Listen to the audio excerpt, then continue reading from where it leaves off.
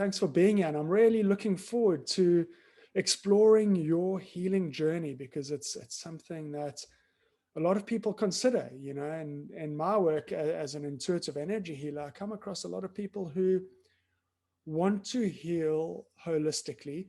And especially when it comes to cancer, there are a lot of people who would like to go the holistic route, but perhaps don't do it for some reason or another.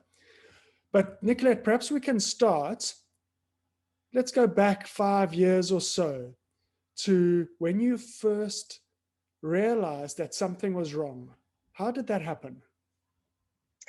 Well, I was in the process of getting divorced, and I started noticing that my eyes were not focusing together. So I wake up in the morning and I'd look with one eye and then I'd look with the other, and I kept checking the focus, and it was a bit weird. And then my sister was visiting, and she said, "What's wrong with your left eye?" And I said, "What do you mean? There's nothing wrong with my eye." And she said, "Yes, it is. It's smaller than the other one." And I went and looked in the mirror and I went, "Oh my word, it is." And yeah, and then I was at my hairdresser and she said, "There's something wrong with your eye. You better go check it out." And that's when I went to pop in at the ophthalmologist, and the rest is history. Yeah. At that point, you had already been on quite a journey. You were in the process, or you're about to get divorced from your husband. Is that right? Yes. And you had been to a meditation retreat? Yes. I'd gone to Vipassana in Worcester to try and work on my marriage again, solo. It had been a pattern of 26 and a half years of marriage, always trying to find a way that I could facilitate this constant bickering and fighting and shouting and lecturing and everything. And I was stuck in a cyclical cycle I just couldn't get out of.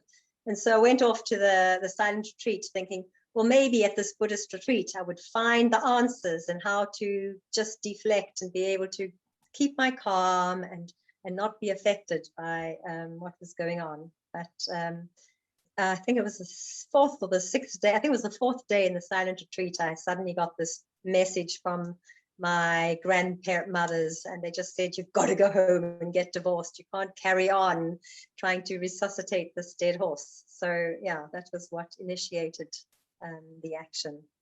Yeah, and I suppose there was a profound path of healing that opened up for you following that event.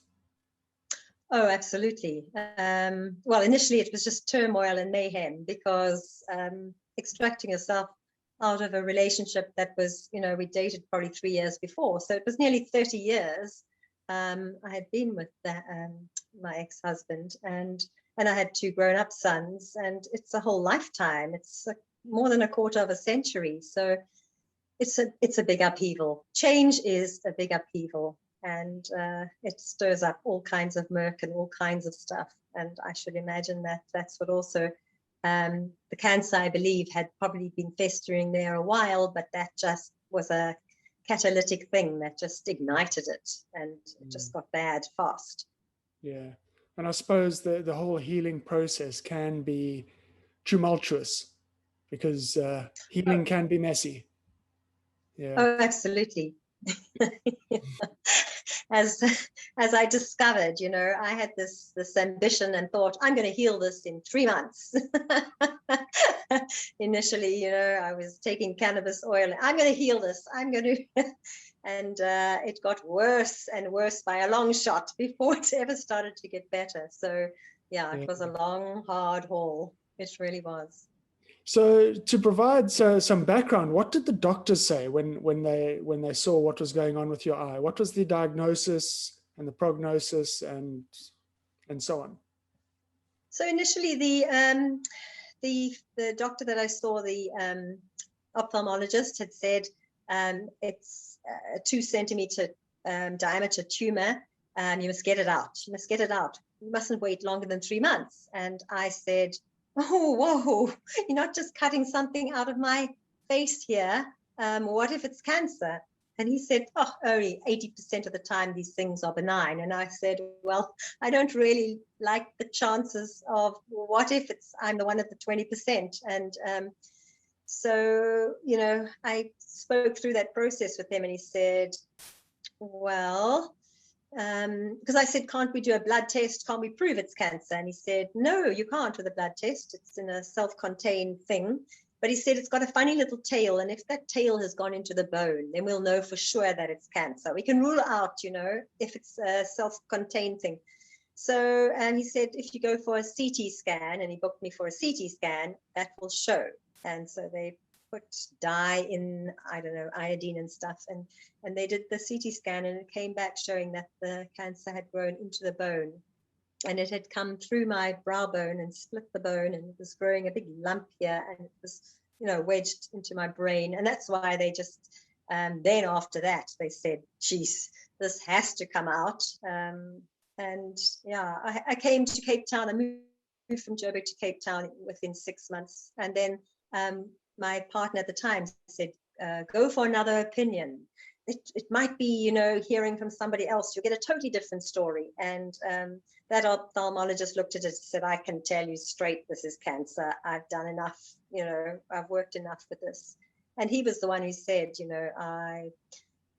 all I can do for you, that's all I've learned as a medical person, is I know how to operate. That's all I know. And he said, I can cut it out, but there would be so much blood loss. We would not be able to save, even be able to put an artificial eye in. We would just have to take a patch of skin from your thigh and sew up the hole. So that was quite radical. And for that, I said, well, what's the point of that? And he said, oh, we'll save your life. And I went, save my life for what? For how long?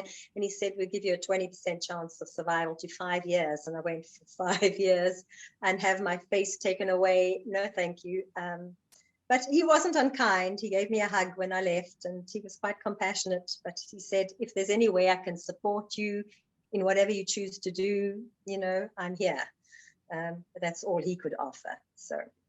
So they wanted to take the tumor out and at the same time remove your left eye and patch it up with a piece of skin. And even with that, they gave you a 20% chance of surviving until 2021. And I didn't want to look at stats, but I don't know, maybe it was a year ago, I went onto Google and I thought, let me find some lacrimal gland tumor survivors and see if there's anyone who survived. If there's anyone out here, I can join a support group. And they had done a survey in Germany on about 120 people with lacrimal gland tumors. The lacrimal gland is a tear gland, sits on the side here. And of all the case studies, they'd all done surgery, all of the control group. Only 2 had made it. They'd all died. So all of them had had surgery. The cancer had come back within 6 months to a year and a half. They'd all had to have resurgery. Then they'd had obviously chemo and then followed up with radiation. And only 2 of them lasted long. One lasted till 10 years, was still alive, and one till 16 years. But all the rest out of 120 were dead.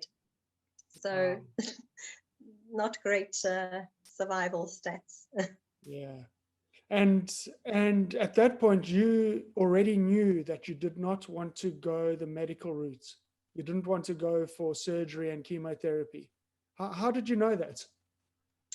My mother had cancer, breast cancer, and she was a radiographer, so she was a medical person.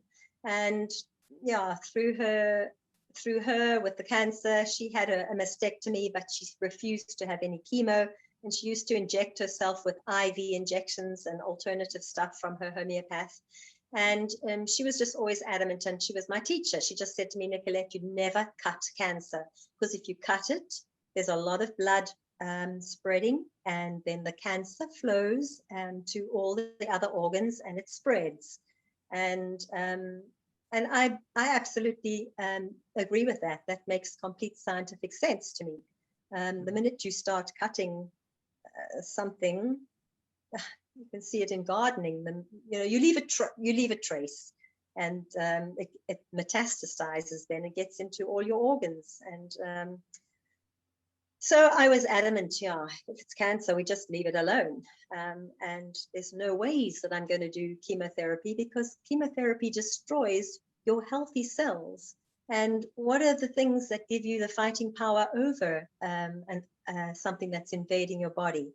It's your healthy cells, your fighter cells. Those are the things that give you your best chance. So if you go and wipe out all of your immune system with chemotherapy, because that's what it does, it takes out the good and the bad, then what are your fighting chances? There are many people that die of just chemotherapy. Yeah. So you must have experienced some opposition to your decision, not just from, perhaps not from your doctors, but how did your family and your friends react to your decision? So at the time I was writing a weekly blog, and I just put it out there. The minute I was diagnosed, I wrote about it, and I said to people, I'm choosing to do this naturally and holistically. I would appreciate anybody who wants to pray for me, uplift me, uphold me, and support me. You're welcome. Just send me white light and support. If you don't, please don't don't contact me. Send me your negative energy. And so I made it very clear. And my father was probably the only person who got someone in the family who was a doctor to phone me. And one night I got this call from this doctor who said, you know, you should really go for another opinion. And I remember I got very, very angry with him. And I just said, you don't tell me. You don't get to tell me what I do with my body. This is my body. I have the choice over what I will do. And yeah, so otherwise my sons were pretty supportive. They knew me from, my whole life. I've been a naturalist and a health fanatic, so they knew I would handle it the way I do, and they were all pretty supportive. Okay.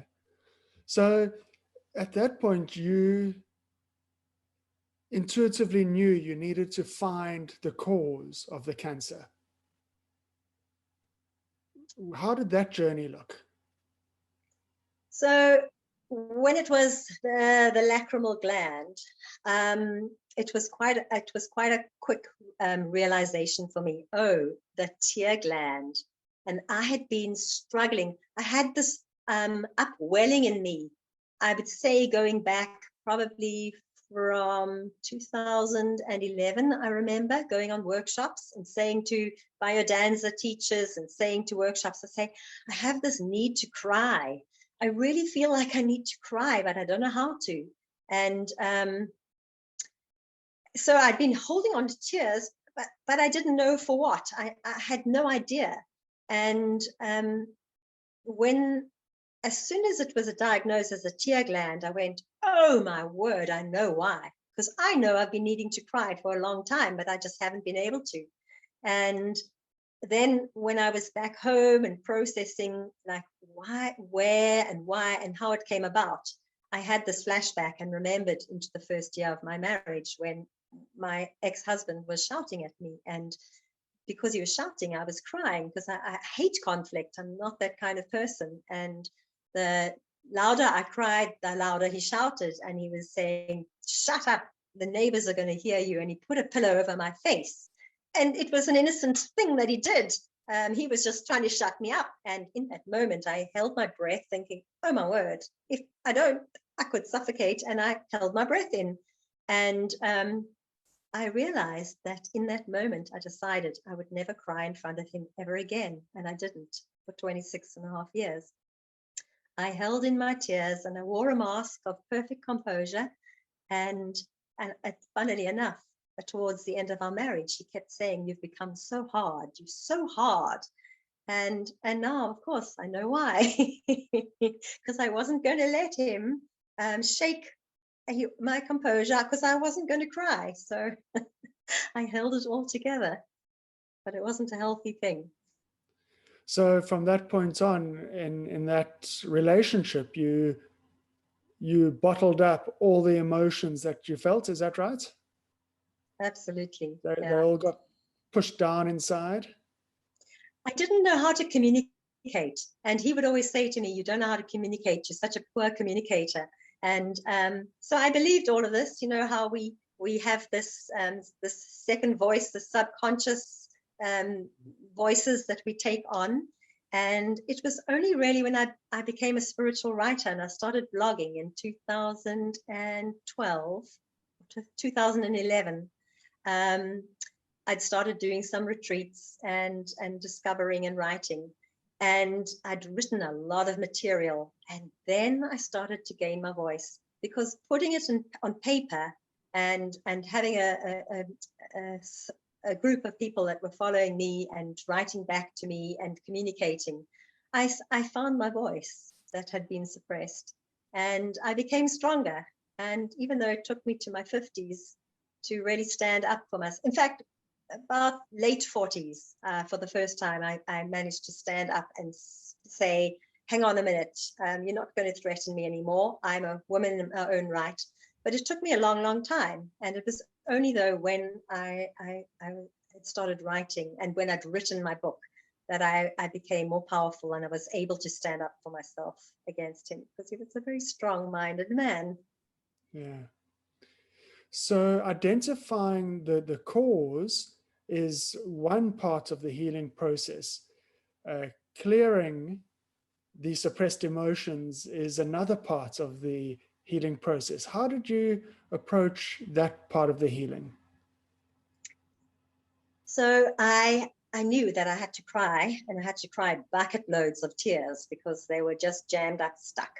And I found out from somebody who taught me about trauma release exercise, which was different exercises, positions you get into, and you literally squat against a wall for 5 or 10 minutes, and your legs and your whole body is shaking and tremoring. And that's part of the response from when you're in a trauma state, that your body should actually go into shock and it should shiver like animals do. And then the tears come. So I would be doing trauma release work. I did kinesiology and journey work with a friend of mine who's a reflexologist. I did access bars, which was quite incredible. I did some theta healing with a friend of mine. But yeah, the access bars, I would show up for the session, and those days I was driving in a blurry mess. It was very frightening. And I'd get there and lie on the slab, and she would just do energy work on my body, and I would just sob and cry and shake and shudder. And yeah, I did a lot of my own processing, meditation in the mornings, and allow myself to breathe and sob and cry. And yeah, it was a process. You know, it wasn't one of those things that you could just unlock and open the tap, because I'd become so conditioned and used to that. It with the desire, I think when you have the desire to do something, it makes it a lot easier. Yeah. And how did you feel after these healing sessions? I mean, did you notice an improvement on from one week to the other? Did you feel like you were making progress at all? In the beginning, I can't say that I did. No, I was just hanging on to faith and hope and belief. And yeah, I didn't see, it was a long, long time before I saw improvement. The first, say, 10 months just got worse and worse and worse. You know, my ex-boyfriend had convinced me. He was researching all the time, flat out, and you've got to try this and try this and try that. And he wanted me to go onto cannabis. And I was very anti that, because I'm not a substance user. I don't use drugs, and I don't use recreational drugs. I don't smoke. I'm not a heavy drinker. So I didn't like the idea of being out of it, because I'm a meditator. I want to be clear-minded. So I did cannabis for 3 months, and that made me like a zombie, and I wasn't even able to do my personal training work. I was just useless. I had to just stop everything. I couldn't drive. So I actually felt worse, a lot worse, and overwhelmed. I mean, when you get this death sentence handed to you, it's a very overwhelming time. You know, people are saying, you must do this, you must do that, you must do this, and everyone is in a panic. And the only thing I could do was to just step back from it and say, you know what, I'm going to handle this myself, and I'll figure it out. but it was a long haul, and trying so many different modalities. I tried everything. So 10 months after the diagnosis, were the physical symptoms any better, or were they worse than at the start? I would say, so I was diagnosed 29th or something of January, and it was, when was it? No, it was maybe even a year, and it was a year and a half later when I got my healing. But so it was really when I started to work with the Course of Miracles that I started to really ignite the healing process. So up until I started with Course of Miracles, I didn't really have an anchor or anything to pin my faith on. I was trying all these things, but I didn't have belief in any of them. I didn't believe in cannabis. I wasn't sure about, this and that modality. I would hear people say and prophetically say, you're going to heal this, but it's going to take a long time, well-meaning people, I did, what you have needles put in you, acupuncture. And when I came to Cape Town, which was 6 months into it, I was going for vitamin C therapy at a homeopath, and that made my eye puffier and my vision blurrier. And she said, it will get worse before it gets better, and that's a good sign. If it gets all blurry, it means it's working. Well, I just got worse and worse, and my eye got droopy and squashed and disfigured. And if I think back to the July, which was 6 months later, I went overseas to Machu Picchu, and I remember walking up that mountain, and I couldn't see with depth perception. Everything was a blur. So I walked up this mountain and I couldn't see the views. I couldn't appreciate where I was. And to cross a road, my partner would hold on to me because I had no depth perception. I couldn't see if, how fast cars or things were coming at me, because my vision split. So I had two separate monovision views of the world. So it was a really scary time. So a trip to Machu Picchu in the middle of all of this is quite an interesting decision. Well, what was behind that? And yeah, did it help you in any way? I had my mother, my late mom, had gone there when she had cancer, and she'd had some experience in some crop circle in Machu Picchu, near Machu Picchu, and I had always wanted to go there. And this offer to go for a trip came up, and my partner at the time said, oh, he's got a friend touring, let's go join, are you keen? And I went, yes, I'm keen, I want to go to Machu Picchu. And there was an inkling, there was a moment on that trip when I did gain my single vision just for a day. And it was when we went to that crop circle where my mom had her powerful powerful spiritual awakening. And I just sat there. There were tourists everywhere, like ants around the place. And I thought, oh, this is so unspiritual. It's not quiet. It's nothing. But I just went and found a place and just sat cross-legged and did some quiet breathing and meditating. And that day, I actually had a window of seeing single vision again. And I went, I'm healed, I'm healed, I'm healed. And then it went backwards, regressed again. But I'd had a glimpse, a feeling of, I am going to heal this thing. I can do this. But that was still another year and a bit after that. But I had to journey on. And So did you get despondence at all? I mean, there must have been times when you really felt like giving up.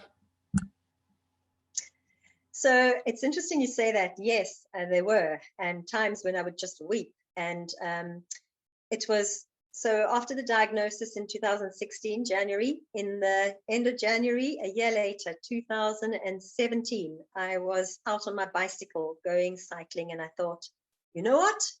I can't walk around moping around, feeling sorry for myself anymore. I need to actually start helping people. I can't wait till I'm healed to help heal or help people, I'm going to start blogging again. I'm going to start writing. And I got on my bicycle and I went around the commons. I cycled around and around, and I was saying a mantra. Now I was cycling with a patch on my eye because I had double vision, and I'm believing in my faith that I'm going to get it back. But I'm cycling like this. Now I've got no depth perception to cross roads or anything, and it's very scary. And I'd been doing a forgiveness mantra the whole way around. As I forgive the world, I raise the consciousness in the world, or something like that. It was one of the Course in Miracles mantras. And coming back from that cycle, I got mugged on my bicycle by two men who took the bike 360 degrees around me, and my ankles completely snapped. All the ankle bones just shattered. And that incident was the most shattering instant ever. I forgave my attackers instantly. I said, God, they do not know what they do. I forgive them. I forgive them. But I had to crawl into the road to get the help of a motorist who took me to hospital. And it was shortly after that, and you might remember, Mark, because that was soon after that I asked you to come and do healing work on me. And when I was lying in bed now, double vision and broken bones and unable to walk, or even I couldn't walk on crutches with a cup of coffee. I could do nothing for myself. And that's when my father said to me, you're being punished by God. That's why you were attacked on your bike. And I had a new journey to do on digging deep to forgive my father for those words. And and then that's when I called you to come and do some energy work with me. Yeah. Do you remember that? I do remember that. Yeah, you needed me to do a house call because you were stuck at home. Yeah, that's right. Yeah, so that was the darkest and lowest point that I got to in my life. And I hope I never have to repeat that again. Yeah, so at some point in your journey, you met another person who had healed from stage 4 lung cancer holistically. Tell us about that. Yeah, that was really early in the first month or two after the diagnosis. And friends I was staying with said, go and see Tina, our friend. And I did. And I drove out to her, and she was such a friendly person, and she just offered me a cup of coffee. And I said to her, oh, I don't drink coffee, although funnily enough, I'm craving it. And she said, have a cup of coffee, it's good for you. And I did. And then she lit up a cigarette, and I was absolutely aghast. I said, you are kidding me. You can't be smoking cigarettes. You've healed lung cancer stage 4. What are you doing? And she said, I like smoking. She said, I don't smoke a packet a day anymore. I cut it down to maybe 4 or 5 because I enjoy them. And I found that a breath of fresh air. So she shared all kinds of things she was doing. She said it was very important to have a meditation or study practice or something that, she was trying to pull me into. And I tried to follow it. It didn't resonate with me, but she gave me all sorts of tips. And you must do this, swallow like pool chemicals, and you must make mixtures of lemon peels and ginger and all kinds of pepper and I don't know what, all kinds of mooties. And I did this for a few months. And but what was standout for me was if Tina had healed and she went back to having her cigarettes, then it wasn't a life sentence for me, that I wasn't going to have this Spartan horrible life, that I would go to parties and everybody would be having fun and I would just be drinking water. I thought, well, if she could smoke cigarettes, I'll get my life back, I'll heal, and then I'll be a normal person again. I won't have to live on a cancer-free diet forever. And so that was inspirational for me. So at some point, you found your way to A Course in Miracles. How did that happen? Because, I'm obviously a fan of A Course in Miracles, as our regulars will know. How did you come to studying A Course in Miracles?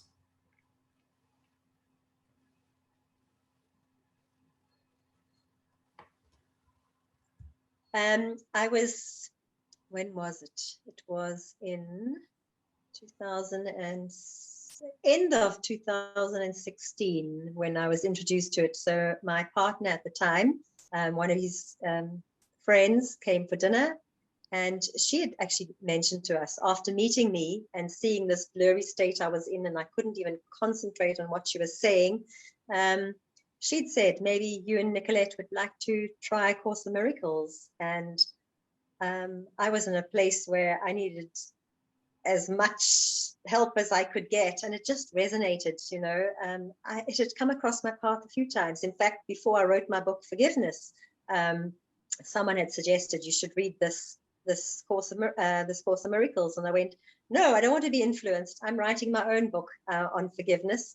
And they said, because so much of what you're saying is what they talk about in A Course in Miracles. So yeah, it was an instant decision. My partner at the time, Wayne, and I both decided to do it, and we thought, well, we could co-journey together, because I think it's really good to have accountability when you do something like that, because it's 365 days. That's a big commitment. Yeah. And that's what egged it on. So it was the December of 2016 that we started the journey. Yeah, and A Course in Miracles is really difficult to get into, especially, you know, the first few chapters are notoriously difficult to understand. But you found some wisdom in the lessons. You found a few lessons that really resonated with you. Which ones made the biggest difference to your healing journey? Well, I think right in the beginning, you're reading, there is no order of difficulty in miracles. And that was like, yes, this is what I need to hear. I definitely need to hear that I could heal this cancer in my eye just as easily as I could heal eczema or a broken finger or nail, or whatever, you know. And then later on, you know, God does not create disease. And that was huge for me, because if God doesn't, you know, I've grown up in a Christian-based home, and we've always thought, you know, God puts curses on people and God does this and God. That's my perception that I got. And now I'm learning from A Course in Miracles. God doesn't create disease. God just creates life and everything and whatever. So if God didn't create the disease, I did, with my sin, with incorrect thinking, with my holding on to my emotions. And it became, as I worked through the course, I just took accountability for my own actions and my own part in creating the disease. And so there was no blame. There was no one to blame to say, you created cancer in me. No, Nicolette, you created it in yourself. By, you know, acting with the consciousness that I had at the time, I did what I could do best. Holding on and blocking my emotions was the way I behaved, which was my survival tactic. But I could have, in hindsight, I could have done things differently. Many people do. So yeah, it was encouraging for me. There are many, many lessons. They're brilliant lessons.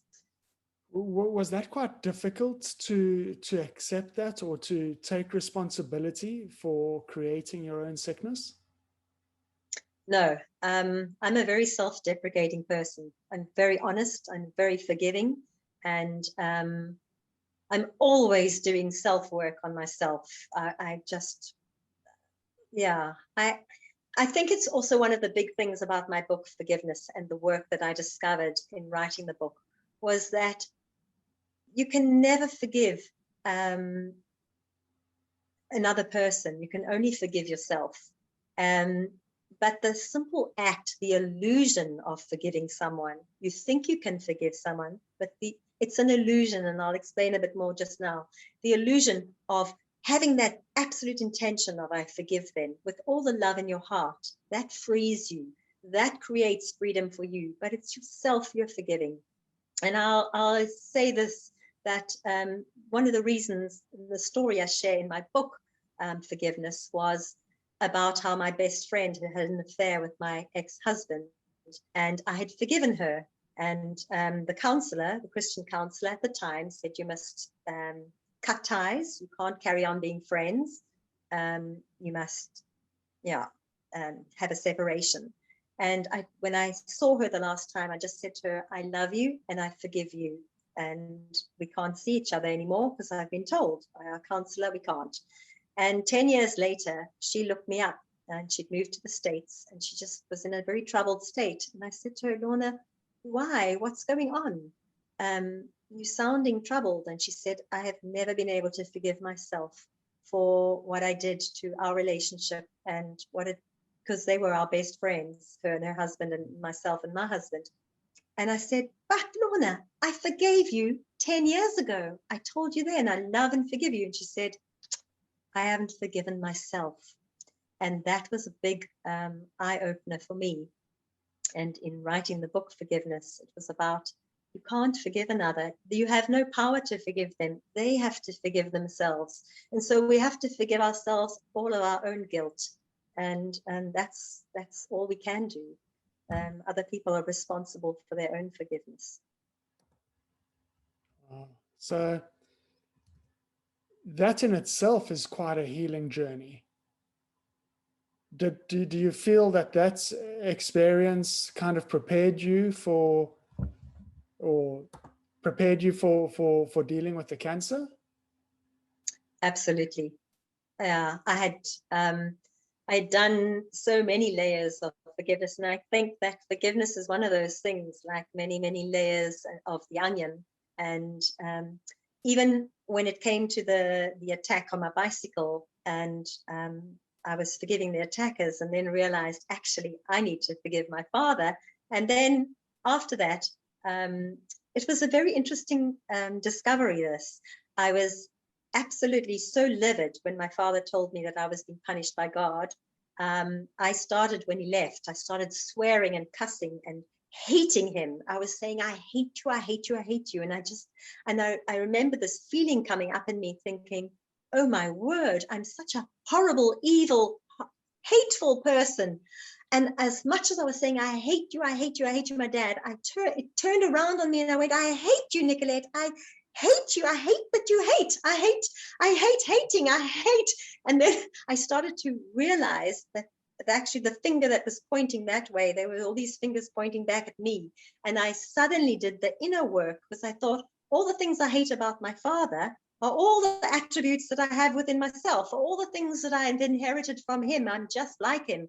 And I went, oh my word, I need to forgive myself. I need to accept myself the way I am. And God created me just the way I am. That was another powerful thing from A Course in Miracles. God created me. Who am I to try and change who I am? You know, we are all beautiful, special, different beings. And some of us are leaders and some are followers, and some of us are loud and some are soft. And there's no right or wrong. And there's no, you know, we don't need to compare ourselves to others. So in that moment of attacking him, the attack all turned back on myself, and I hated myself in that moment. And I had to build myself up, and I had to start loving myself, all those qualities in myself that, and now I love my father. I love him and accept him the way he is, and I accept myself the way I am. Some days I have bad days when I don't quite like. We're all human, you know. Yeah. Yeah. So before we move on from the topic of your book, I'm just going to share a here with the audience. Forgiveness, your gift of love to yourself. And when we share the link to the recording of this interview, I'll share a link. If you're interested in buying a copy of this book, you'll be able to do so, and I'll share the link tomorrow. And yeah, you can get yourself a copy of that book, Your Gift of Love to Yourself. And before we move on, I just want to remind the audience, if you've got any questions for Nicolette, just post those questions into the Q&A tab at the bottom of the screen. But Nicolette, I'm interested now in getting to the nitty-gritty of the healing, because you're a year down the line. The tumor hasn't started shrinking yet. You've still got double vision. You're probably still doubting whether you can do this, but you keep going on this path, and you've now got these tools from A Course in Miracles. You've got a few lessons that you're repeating, and you start finding some faith in the possibility that you can create this miracle and you can heal. Take us from this journey forward, and I think you go on a trip to Adam's calendar. What starts happening internally and externally? Yeah, so I had surrounded myself with a lot of positive mentors online, like Joe Dispenza and Anita Mujani, whose book I'd read, who died and come back of cancer, and what is the 3-Minute Cancer Cure by Greg Braden. I mean, that was miraculous. That Greg Braden, if no one's watched it, in 3 minutes in a cancer-free clinic in I think it's Japan or China. These people are chanting. They've done an MRI scan. There's a woman lying in the hospital bed, and she's got a cancerous stage 4, I think, cancer of the bladder, and you can see this big mass. And then they freeze the screen, and they've got another one on her, and these 3 or 4 men come and they start chanting, and what they're chanting is just, it is done, it is done, it is done, but in Chinese, it is done, it is done, it is done, it is done. And as they are saying this, within 3 minutes, you just see this cancer tumor just evaporate, it disintegrates in her bladder until the whole black section's gone. And it was so inspirational to me that I repeated those words and made myself an audio tape, so that in the mornings when I meditated, I could hear this, it's done, it's done, it's done.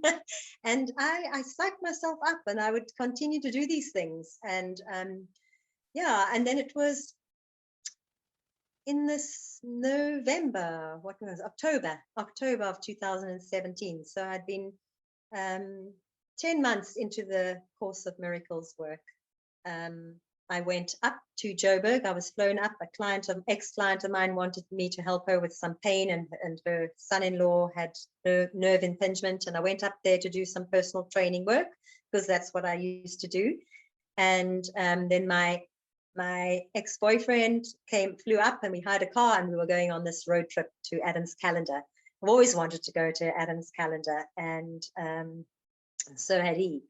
And yeah, journeying on the way there, as I mentioned in the YouTube video, I started thinking about Harry's pancakes, and we were going for lunch, and I started thinking, well, what am I going to have to eat?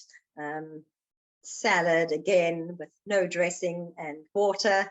And it just, in that moment, I heard this voice, or this voice of reason, saying, what are you doing? Is it food that's giving you cancer? It's not the food. You are healed. I'm focusing every day on these Course of Miracles. You are healed.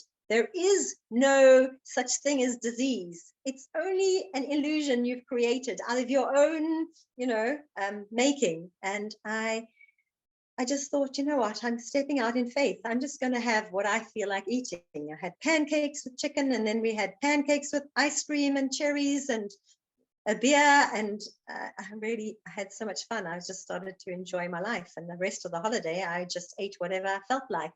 And yeah, and then the day, it was a couple of days later, the day we woke up to go to Adam's Calendar, and that is on one of Earth's powerful Lee lines. I woke up and I had single vision. And it was like, oh my word, my miracle has arrived. And I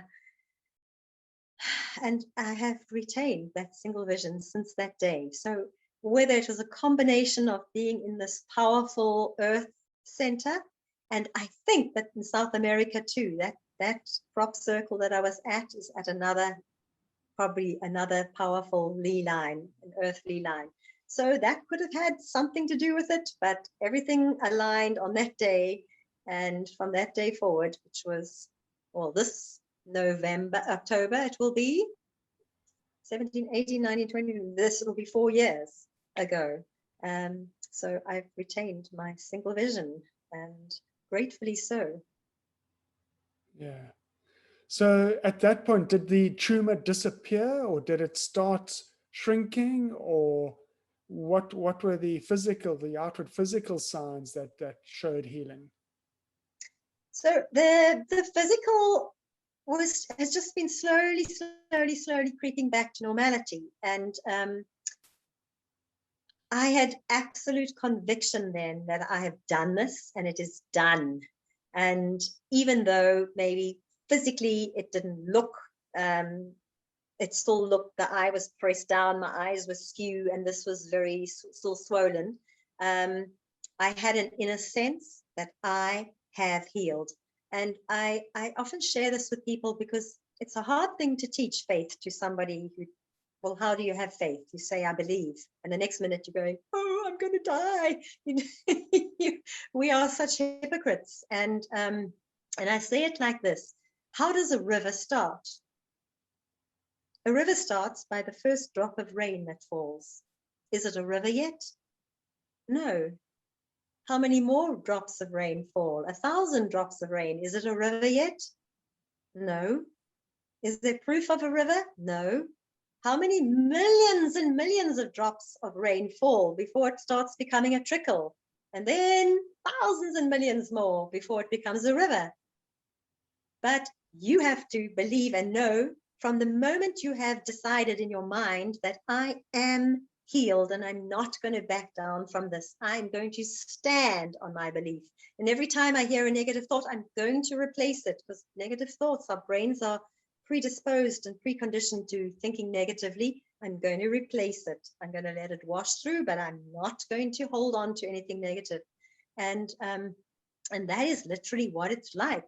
You get this sense, and this is what you want to do, and you're strong. You stand steadfastly on your belief that this is what you are manifesting.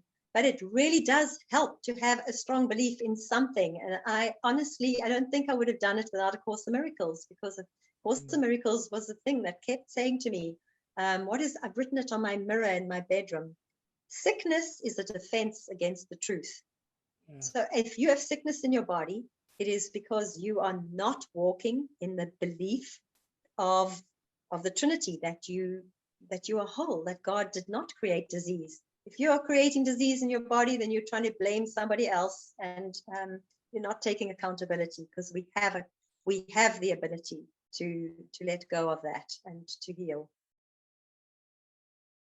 Yeah, so interesting what you were speaking about earlier. You know, A Course in Miracles has this concept of positive denial, and you might have come across it, where you deny something that isn't true, and you deny something negative that you know in your heart isn't true, but you still need to consciously say, I'm not accepting this sickness. You know, I'm denying its reality.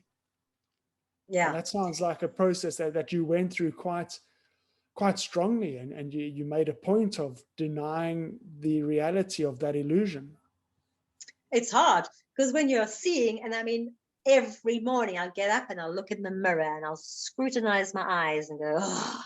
And every day I'll show up and go, come on, you've got to get, I'm vain, you know, I want my face back. I want to look normal, and I don't want people to see me looking like a cyclops. And every day I'm focusing on my meditation, and I try not look in the mirror before I go and do my hour of meditation and reading.